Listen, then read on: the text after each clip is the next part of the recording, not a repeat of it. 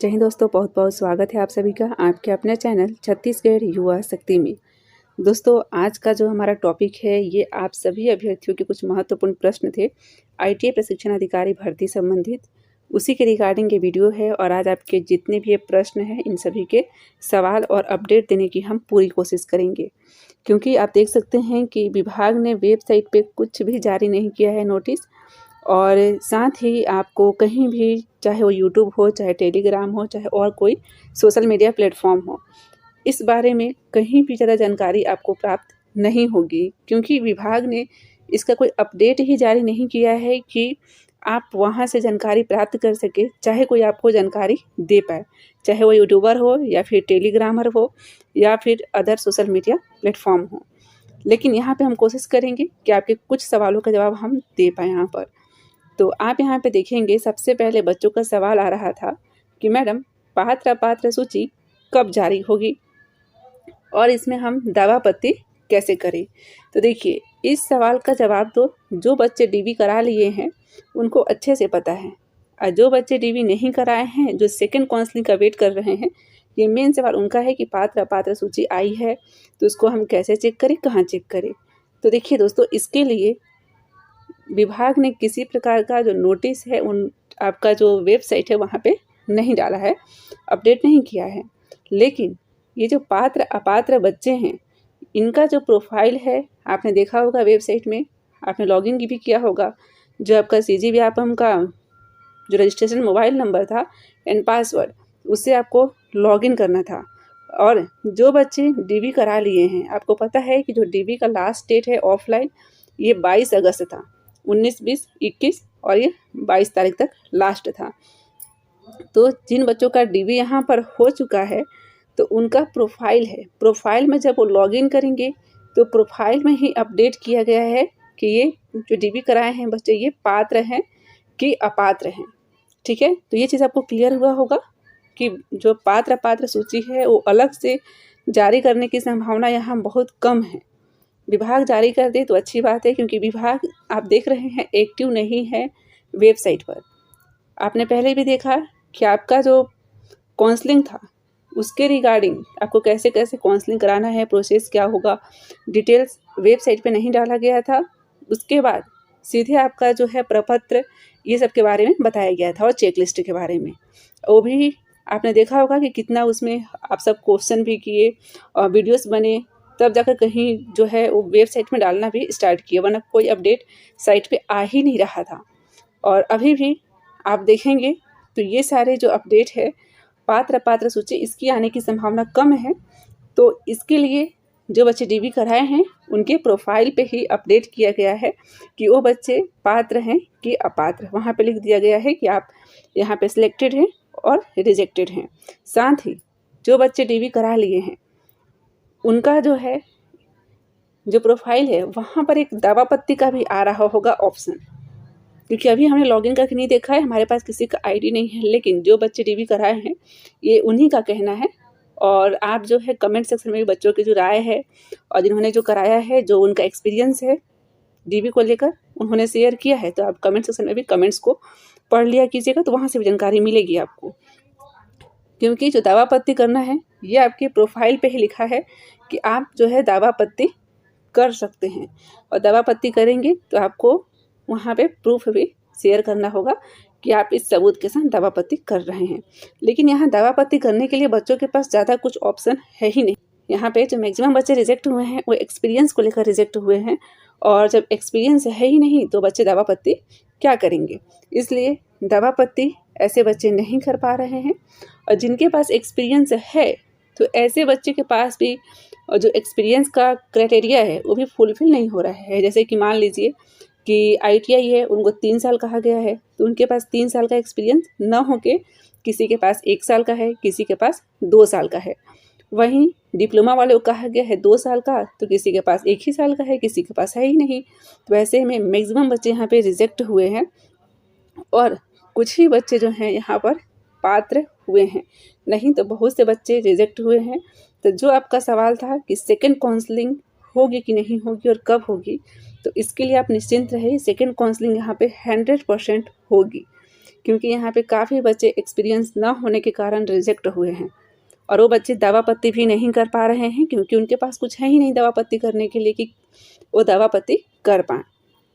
तो ये चीज़ रही पात्र अपात्र सूची को लेकर कि ये ऑलरेडी अपडेटेड हो चुका है प्रोफाइल में, तो उन बच्चों को शो हो रहा होगा जो डीबी कर लिए हैं, और जो डीबी नहीं कराए हैं, जिनका नाम ही नहीं आया है, जो सेकंड काउंसलिंग का वेट कर रहे हैं, उनको फिर जानकारी मिल चुकी है कि लिस्ट आने की संभावना अभी कम है। आ गई तो फिर बहुत अच्छी बात है, बाकी अपडेटेड हो चुका है, प्रोसेस चल रहा है, ये सारे बच्चों को अपडेट दे दिया गया है। और हो सकता है कि दवा पत्ती जब बच्चे करें, उनको टाइम भी दिया होगा उनके प्रोफाइल में, तो फिर उसके बाद लिस्ट जारी कर सकते हैं, नहीं तो इसकी संभावना अभी कम है क्योंकि ऑलरेडी प्रोफाइल में अपडेटेड है। इतना आपको क्लियर है। सेकंड चीज़ देखिए कि आपकी जो सेकंड काउंसलिंग का कट ऑफ क्या रहने वाला है। तो देखिए दोस्तों, आपको पहले भी पता है कि विभाग ने कट ऑफ का जो डिटेल्स है वो वेबसाइट पे नहीं डाला था, और कुछ जो निजी चैनल्स हैं और जो टेलीग्राम है वहाँ से आपको मिले हुए हैं और व्हाट्सएप ग्रुप से मिले हुए हैं। तो इस बार भी जो है सेकंड काउंसलिंग का जो कट ऑफ जारी किया जाएगा, ये फिक्स है, 100% है कि कट ऑफ जो है सेकंड काउंसलिंग के लिए जारी किया जाएगा। लेकिन ये आपके वेबसाइट में आएगा कि नहीं आएगा ये कंफर्म कहना मुश्किल है, क्योंकि यहाँ पे आपका विभाग एक्टिव नहीं है ज़्यादा वेबसाइट को लेकर। तो यहाँ पे जो है आपका सेकंड काउंसलिंग का कट ऑफ ये जल्द ही जारी होगा। जैसे ही ये बच्चे दवा पत्ती कर लेते हैं जिनका पात्र सूची में नाम आया है, उसके बाद इसकी जारी होने की संभावना बहुत ज़्यादा है, और साथ ही सेकंड काउंसलिंग आने की भी संभावना। लेकिन आपको इंतज़ार है कि कब होगी। यहाँ पर बच्चे बोल रहे हैं कि कब होगी सेकंड काउंसलिंग। तो देखिए, इसके लिए टाइमिंग फिक्स नहीं है, आप सब जानते हैं और आप सब वेल एजुकेटेड हैं और आप सब जो है काफ़ी ज़्यादा एक्टिव हैं और अवेयर भी हैं इस चीज़ को लेकर, और आप हमेशा वेबसाइट पे विजिट भी करते रहते हैं। तो यहाँ पे जो सेकंड काउंसलिंग है दोस्तों, ये देखिए, इसके लिए आपको कम से कम मान के चलिए कि 4 से 5 दिन तो वेट करना ही होगा इस महीने का, क्योंकि आज 26 तारीख है। आप लगभग इस महीने 4 से 5 दिन है आप वेट करेंगे। उसके बाद हो सके तो ये नेक्स्ट जो मंथ है उसमें ये लिस्ट जो है जारी की जाएगी, क्योंकि ये 4 से 5 दिन हो सके तो दवा पत्ती वाला काम किया जाएगा और उसके बाद आपकी लिस्ट आएगी। यदि नहीं आती है तो फिर हम उसके बारे में आपको बताएंगे। तो ये चीज़ भी आपको क्लियर हुआ होगा। बस आप 4 से 5 दिन का वेट कीजिएगा, इसमें ज़रूर अपडेट आएगा और हम आपको अपडेट देंगे, और नहीं आता है तो भी आपको हम बताएंगे कि इसके बारे में क्या हुआ है विभाग से जानकारी लेकर। साथ ही देखिए हाई कोर्ट केस का क्या हुआ। तो दोस्तों, इसमें हाई कोर्ट केस लगा हुआ है। किसी बच्चे जो हैं उनको पता ही नहीं है, मैक्सिमम बच्चों को, कि हाई कोर्ट केस भी लगा है। इसमें हाई कोर्ट केस आपकी भर्ती में लगा है एक्सपीरियंस को लेकर, लेकिन आपका जो केस है दोस्तों, आपकी इस भर्ती का ज़्यादा हाईलाइटेड नहीं है।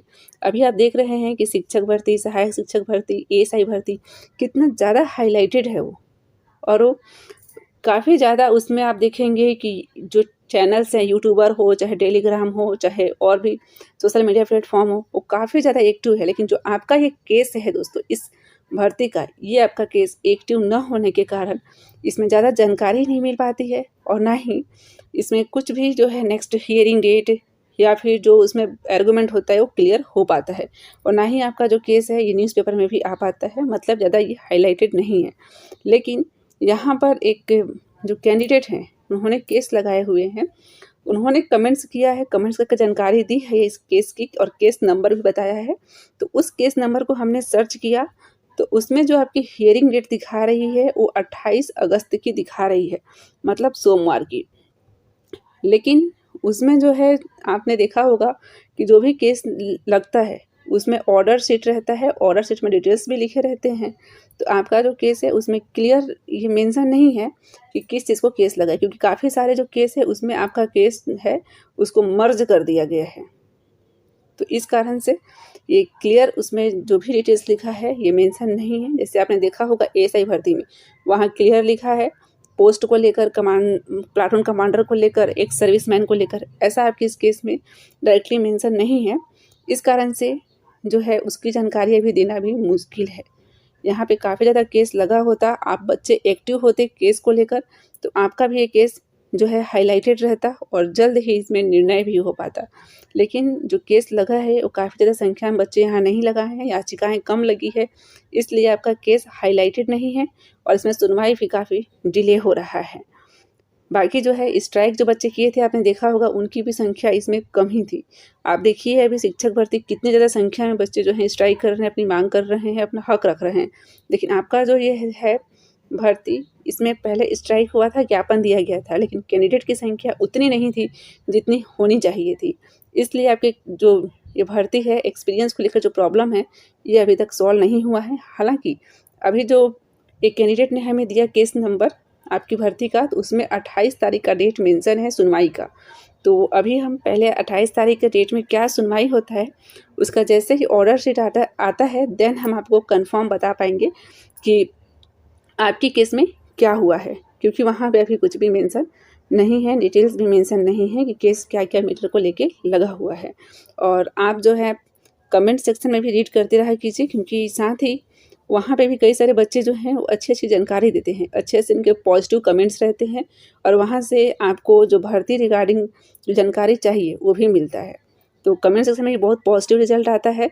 और साथ ही यदि किसी बच्चे को हाई कोर्ट केस के बारे में पता होगा या फिर वो खुद केस लगाए होंगे, तो प्लीज़ वहाँ पे कमेंट सेक्शन में बता भी सकते हैं कि आपका केस का क्या चल रहा है अभी। और जो हमने बताया कि 28 तारीख आपकी हियरिंग डेट है, 28 अगस्त, तो आपका है या नहीं, आप कंफर्म करके उसमें कमेंट सेक्शन में भी कंफर्म करा सकते हैं अन्य बच्चों को कि ये है या नहीं। क्योंकि आपका जो केस नंबर, जैसे कि हमने कहा कि कुछ भी इसमें हाईलाइटेड नहीं है, तो इस कारण से कंफर्म 100% कुछ कहना यहाँ पर मुश्किल है।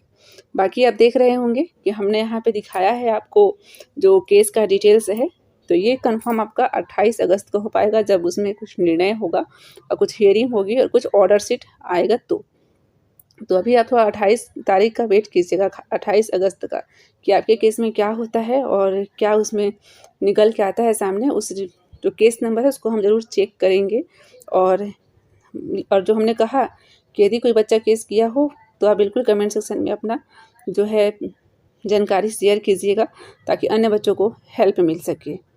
तो यही था दोस्तों, इस वीडियो में आपको काफ़ी दिन से इंतज़ार रहा होगा, लेकिन आप देख सकते हैं कि विभाग एक्टिव नहीं है इसमें और बच्चे जो हैं एक्सपीरियंस के कारण रिजेक्ट हो रहे हैं। इसलिए हम 100% कहेंगे कि सेकंड काउंसलिंग इसमें होगी ही होगी। बस ये है कि थोड़ा समय लग रहा है, तो आप 4 से 5 दिन का बस वेट कीजिएगा।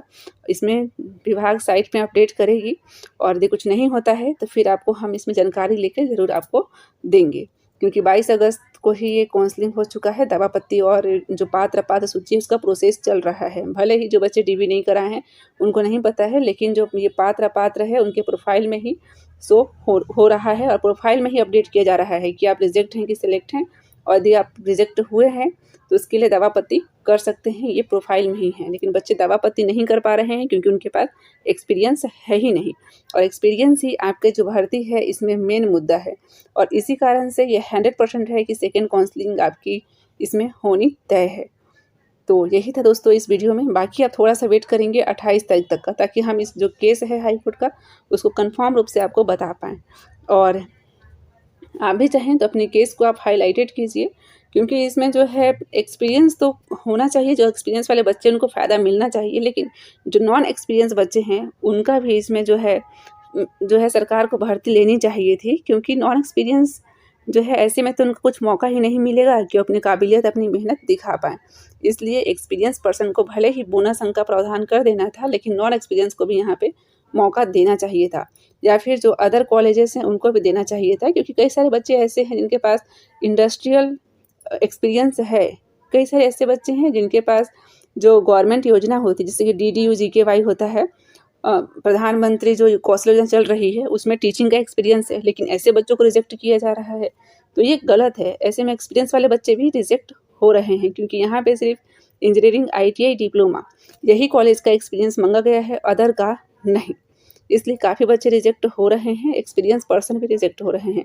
तो आपकी भर्ती में कहीं न कहीं बहुत गलत है। और आप भी चाहें तो आप आपका जो केस है, मैटर है, याचिका है, वो हाई कोर्ट में लगा सकते हैं, अपनी मांग वहाँ पे रख सकते हैं और थोड़ा-सा अपने केस को हाइलाइटेड बनाएँगे तो इसमें जल्द ही रिजल्ट मिलेगा। क्योंकि देखिए केस लगा हुआ है, लेकिन केस लगने के बावजूद भी जो भर्ती का ये प्रोसेस है ये रुक नहीं रहा है। क्योंकि जब भी केस लगता है तो जब तक हाई कोर्ट का निर्णय ना आए तो थोड़ा सा जो है केस को रुकना चाहिए और निर्णय जल्दी देना चाहिए। लेकिन जो हमारी न्याय व्यवस्था है, आप देखते हैं कि कितनी धीमी है और इसमें डेट पे डेट मिलते चल जाता है और समय पूरा बच्चों का वेस्ट हो जाता है। और ऐसे में जो बच्चों का अच्छा रैंक आया है, कट ऑफ आया है और जिनके पास एक्सपीरियंस भी है उनका भी नुकसान और जिसके पास नहीं है उनका भी नुकसान हो जाता है।